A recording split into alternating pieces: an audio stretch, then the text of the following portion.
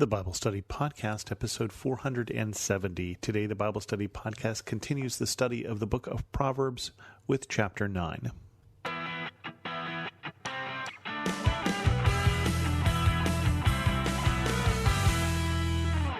Welcome to the Bible Study Podcast. I'm your host, Chris Christensen. We're personifying wisdom again today and also folly, and we begin this way in chapter 9. Wisdom has built her house. She has set up its 7 pillars. She has prepared her meat and mixed her wine. She has also set her table. She has sent out her servants, and she calls from the highest points of the city. Let all who are simple come to my house. To those who have no sense, she says, come, eat my food and drink the wine I have mixed. Leave your simple ways, and you will live.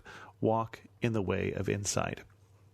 And so again, we get the personification here of wisdom, as we talked about last week, calling out an invitation for something that sounds pretty nice here. We've got this house, it's built on 7 pillars, and that reminds me of the wise man who built his house on the rock, while the foolish man built his house on the sand.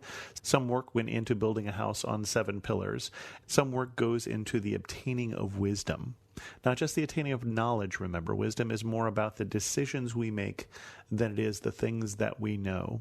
I don't know if I've mentioned the show. I probably have, since we've been doing this a long time now. My grandfather is always somebody I think of when I think of wisdom. He was not necessarily a knowledgeable man in the earthly sense of the terms. He was not well educated. He had a 6th grade education before he went to work as a cowboy during the last roundup in Colorado, for instance. But he had good horse sense. He knew horses, he knew cattle, and he knew people. And so I think of wisdom when I think of him. He's somebody you love to sit with and hear the stories. And he's someone who I think, even to this day, I'd like to be like that guy. I think of my father the same way. Now, my father is more educated, has a master's degree, but again, there's that wisdom, there's that strain of, are you making good decisions in terms of how you treat people, for instance? And this invitation from wisdom looks great. This meat is on the table. She's mixed her wine. She's set her table. She's sent out their servants. It's great. And it looks terrific. It's inviting. And wisdom should be inviting. If we think about people who are wise, we should think, I want to emulate them. I want to do like they do. Look how they prosper because they are wise in their decisions. And it goes on and says, whoever corrects a mocker invites insults. Whoever rebukes the wicked incurs abuse. Do not rebuke mockers, or they will hate you. Rebuke the wise, and they will love you. Instruct the wise, and they will be wiser still. Teach the righteous, and they will add to their learning. Now, that sounds a little backwards.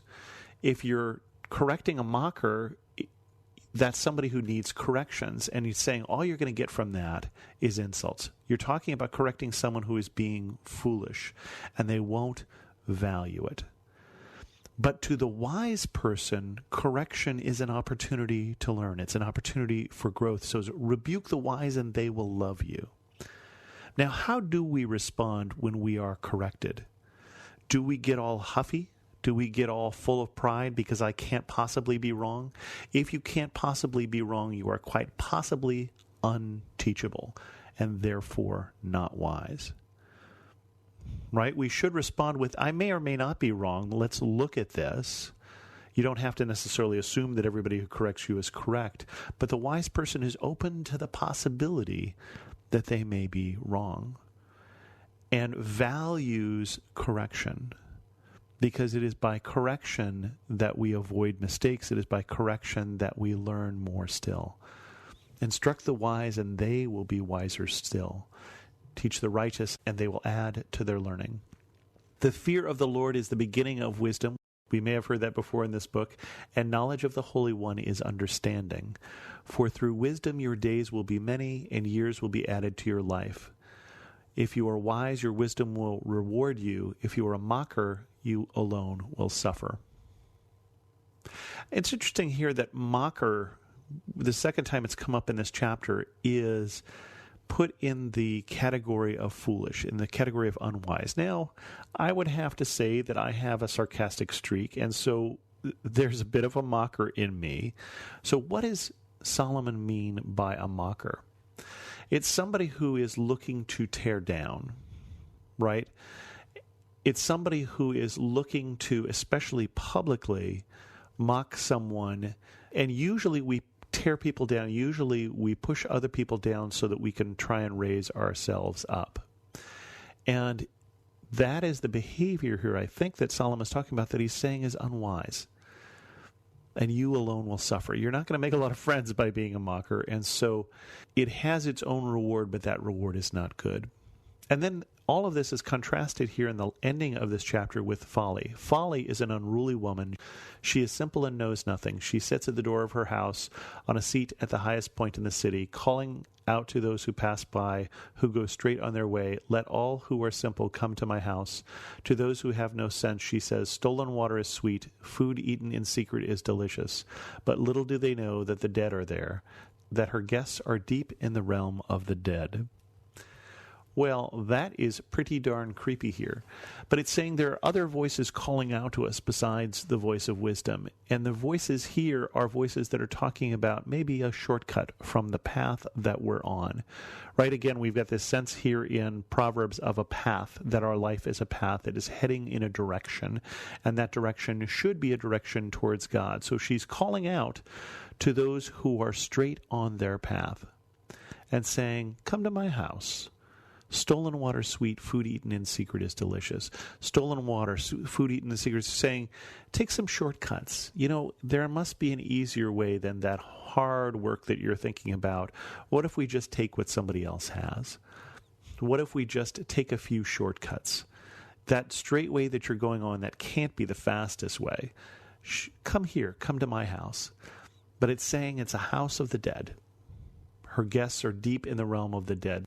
This is not the house you want to go to. This is not going to get a very good rating on TripAdvisor at this rate, because those shortcuts that folly is arguing out that we should make aren't good in the long term. And that is part of what wisdom is about, is looking at the long term. What do I do today in light of where I want to go? What do I do today in light of where God wants me to go? Not what do I do today because it's easy. What do I do today because it meets my desires today?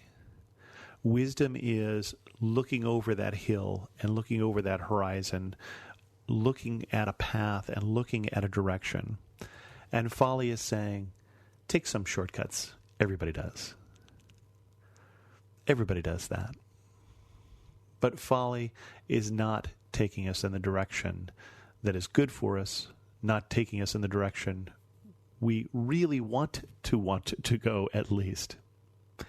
With that, I pray that this week we will listen to that voice of wisdom and we will ignore that voice of folly. I did want to put out an invitation if you happen to be in the area of Cupertino, California, this Sunday, which is Sunday, September 11th, 2016.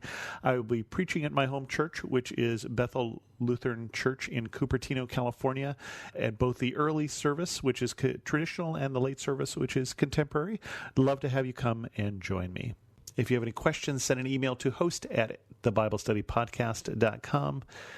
You can follow me on Twitter, Pinterest, or Instagram as Chris2X. And as always, thanks so much for listening.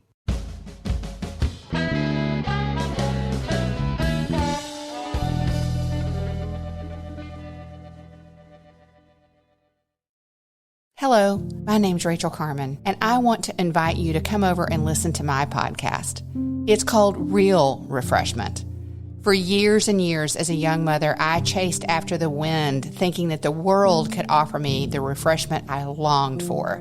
But it was only when I discovered it in the person of Jesus Christ that I really found refreshment. Come on over and join me as we dig into Bible study. I'll see you there.